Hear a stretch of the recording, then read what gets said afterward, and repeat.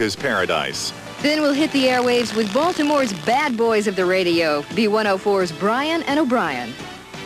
I don't feel like a second with Adam because I'm not treated like a second with Adam. And we'll talk to John Hillerman, Tom Selleck's sidekick on the show Magnum P.I.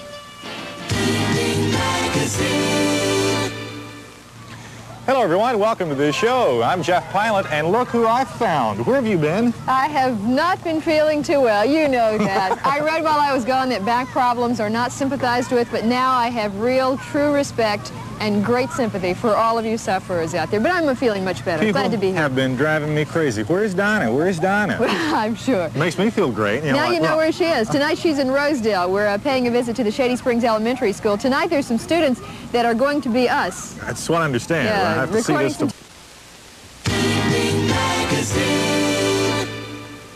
Hi, I'm Jeff Pilot. And I'm Donna Hamilton. Welcome to Evening Magazine. Morning. Yeah, the silly guys, Brian and Brian. Yeah, let's meet those two silly guys. Sure funny. I'll tell you what, it doesn't pay to get sick around here for long. You two guys are very, very good. This is Damien, this is Kyla. They are actually portraying Jeff and me doing Evening Magazine, but they didn't leave much for me to say. Here's Brian and O'Brien. Baltimore is waking up to something new. No, it's not the snow. There's something else in the air. It's the piercing sound of two morning DJs who are inviting you to start your day on the wild side. Boy, you really burned my goat.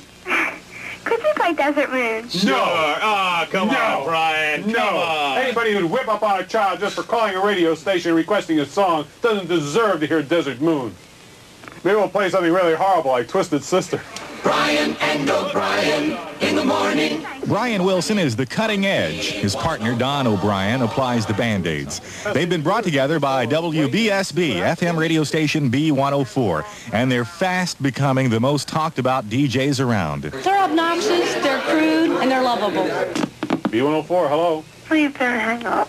Please don't hang up. We'll put you on hold. Hold on. Hold on a minute. There you go. We'll be back in an hour. You get to hear him cutting other people up. You're sharp as a blimp, you know that? You shouldn't talk about Marvin like that. Well, what do you want me to say? Well, they get a little grossed out at times. Well, here comes Prince, and boy, does he have his panties in a wad. Whoa, are they upset with him? He didn't show up for that recording session the other day, and Quincy Jones told him to... That's it. That's it. They express the way I feel in the morning. They set the tone for the day, and you listen to them, and you feel better. He goes home, and his old man blows him away. I thought that was really, really rotten. Yes, I don't think you'd enjoy having a nice homecoming like that at the wrong end of a pistol, would you? No. Of course not. No. So we don't need to hear about it. The guy's a great talent. They're great talent. And there's old man blows them away. You know, they didn't get along very well. Yeah, I noticed the... Let that be a lesson to you. There was a little family feud there, I'd say. Exactly They should have had right. Richard Dawson make me. They would have kissed and made up. Survey says! It doesn't matter whether they listen to us because they love us or because they hate us. The fact that they listen is what counts. The people that listen because they don't like us listen because they don't want to miss out on anything, basically. Because we do run a almost entirely spontaneous program. We want people, what's happening is people go to the water cooler and talk about something they heard Brian say or some caller or something that we both did or whatever. That's the kind of show we want. We want people to talk about it later on. Hey, look, we got somebody on hold here. Are you still there? Yeah. Okay, hold on just a minute. Hold on just a minute. We'll be right back. B104, hello. Since taking the air last July, they've managed to ruffle a few feathers. Their outspoken style has prompted a lawsuit from one of their foils, and it's reported that some advertisers listen nervously. Well, enough of this blood and guts and violence on the radio. As long as we're talking about hazardous waste, here's Sean Hall with the latest news. You know, we don't go out of our way to embarrass people or hurt people's feelings or whatever. And yet, at the same token, we believe that everyone should have the maturity and the understanding to be able to laugh at themselves. We all have our little idiosyncrasies and our little foibles, and we can have fun with that. Brian gives his opinion, and I apologize for him. That's basically true. See, because Don's opinion is wrong. Now, over here are all of the monitoring devices that tell us whether we're on the air or not. This is left audio. This is right audio. This is the temperature from the bottom of the chair in the general manager's office. B104's general manager, Jim Fox, feels that they're accomplishing their purpose. Yeah, they are the hot morning team right now in the market. I mean, you wouldn't be here if you hadn't heard about them. Newspapers are writing about them. Get a lot of phone calls every day for appearances. They're in great demand.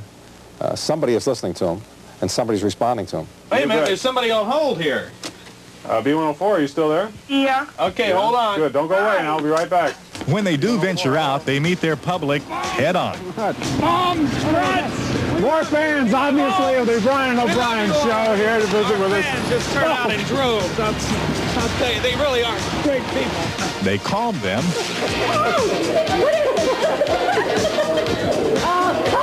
They get to know them. You know, you can clean sinks with this. You know, hubcaps. This is terrific. And they have fun. Bowen.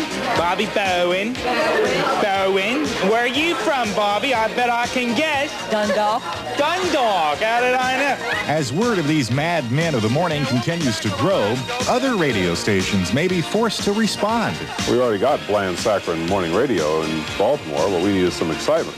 There are people that listen to us that think we're the greatest thing since sliced bread. And there are people that listen that hate our guts. They'd rather have sliced bread on the radio. But it's a response, and the response is what it's all about. B104, hello. You guys are really ignorant. Oh! Hey, yeah, you're a real smart whiz kid, aren't you? You're a real Mensa candidate. Yeah, you're right up there. Your IQ You guys we're are up there in double really figures, hanging isn't up on me. That's really terrific. Call back again when your hemorrhoids are better. Thank you very much. Hey, look, somebody's on hold here. Huh? Hello? Why am I sitting on hold? I'd like to know. You tell me. Well, you guys told me to hold. Oh, that's right. Hold on a minute. Wait.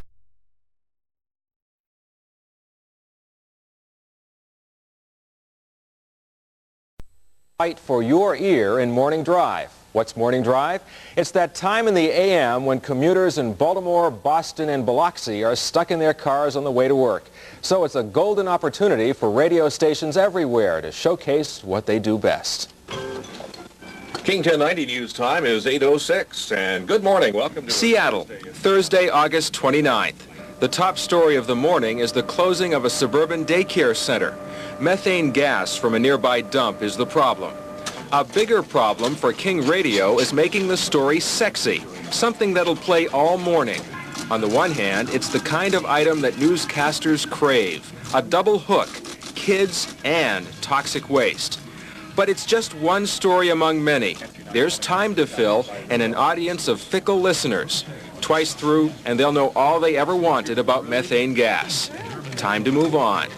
King 1090 News Time is 8:07. We've actually dropped a couple of degrees at Seattle. This is Morning Drive at its most driven. King and its chief rival Cairo are slugging it out for the top spot. In Seattle, being number one hinges on the power of news. In Baltimore, it might be the power of love. That's the power of love. With the recent demise of all news radio in Baltimore, the competition for listeners has reached a fever pitch. Brian and O'Brien on B104, the number 2 rated morning show in Baltimore. Everybody else is number 1, so we decided to be number 2. Brian Wilson and Don O'Brien bring Midnight Madness to Morning Drive, but it's as calculated as any other format you'll find on the radio dial. They still play by the rules, even if it appears they've tossed those rules right out the window. Oh, God, come on. What do you want to hear? What else? Pick another one. Lucky Star. Oh, God. All this Madonna garbage. I can't believe it. You probably wear all that junky jewelry and don't shave your armpits. Everything gets so over-formulated. You know, they got all their consultants and all their research and call-out and stuff like that. And we know it's good. You know, you read what's in the paper. You hear what people like. They call up here on the telephone. We have a good time. We have a good time. That's what people want. If you want to have a good time, this is the place. You want to go to sleep? Check out those other stations they're reporting on. Baltimore's most popular all-around station is WLIF, what the industry calls easy contemporary. A croissant to the animal crackers over at B104. Here, too, they claim to know what you want. We have given our listeners the information that they need, from news to live traffic reports, pleasant personality on the air, Dick and Debbie, our morning team, and presented music in a fashion that people can enjoy and continue on to work or home or throughout the rest of the day and be very comfortable with without getting all keyed up or jarred. Music, then, is the key to a happy life, in Morning Drive anyway. But news is about to be added to the mix here as never before. Former WCBM newscaster and radio veteran Dave Humphrey will join Dick Ireland and Debbie Seri. Right now, let's check on Friday morning rush hour traffic. Soon, there may be a traffic jam on the airwaves to match the one on the Beltway. But at WBAL, news director Tom Clendenning welcomes the competition. This has been the #1 station in Baltimore for 60 years now. People grew up listening to guys like Galen Fromm. They're listening to guys like Mark Weaver doing news in the morning now, and I think we'll continue to cover the city. Nothing, though, is harder to gauge than the changing tastes of consumers. And right now, Baltimore's ears are up for grabs. I used to try and hear the news in the morning at WCBM, but now that that's off, I really don't have a loyal station. Bulletin news, Sean. Bulletin news. Well, joining us now for another view of the morning drive for supremacy is Sunday Sun radio columnist Jack Dawson. Thank you for joining us. Now, it appears there's a healthy appetite for news here in Baltimore. Why did WCBM abandon their all-news format, you think? Well, I think it's pretty obvious, the bottom line, and that is that news doesn't pay in this market or any other, really. There might be room for one good news station in a city the size of Baltimore, but quite frankly, people are not all that tuned into news. I mentioned to Rick earlier that WCBM had ratings of 3.5, maybe I think it was 3.4 to be precise. BAL has ratings of 13.7 in the morning drive time, which is the key time for news. There's only room for one radio station, and that's WBAL in terms of news. Everything else is frankly fluff. Well, if music is magic for LIF, are they making a mistake adding this more news to their mix? Well, I'm not sure how much news they're really adding to their mix. We'll have to wait for them to show us a little more than what they've shown us, because quite frankly, they're devoted to the music format. They don't have a staff for Mr. Humphrey. I understand it'll be some months before they make that decision on whether or not what they've got is a real pro, and he'll do a good job, but in a very limited way. We've seen and heard about the rise and popularity of FM radio. Is that causing AM to suffer, and does WBAL have reason to worry? I don't think so, because WBAL is, was stated in your news bit there, has been #1 for a number of years. It's still #1 in terms of the news audience. They're still #2 overall in the market.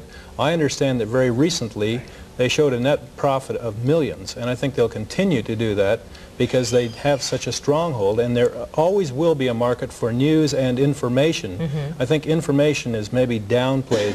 It's maybe sometimes more important than the news. What we want is information on the weather, on the traffic, on those kind of breaking events that affect our lives driving to work. Okay. But there appears to be more sampling going on. Exactly. At this time. Okay. Thank you very much, Mr. Jack Dawson of the Sunday Sun.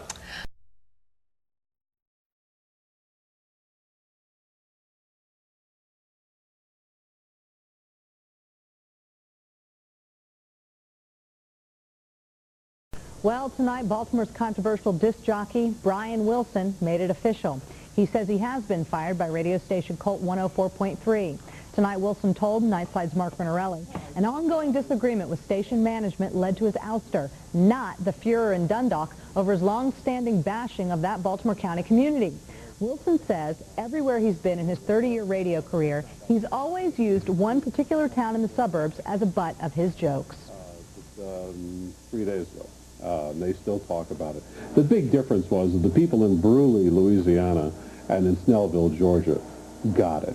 And we had a lot of fun with it. We had big parades. We raised a lot of money for high school football uniforms and things along that, because they got it and they played along with it. It's unfortunate that the tiny minds, those itsy-bitsy minds of those few people out in Dundalk, really killed it. And it made it impossible for us to get in there and work with that and be able to do things like that, to really improve the image and to work for the same thing as they were working for. You might want to know that Dundalk is very happy that he's off the air. Wilson says he'd like to stay in Baltimore, but laments what he calls a great fear among station managers to, quote, let creative personalities just do their thing, unquote.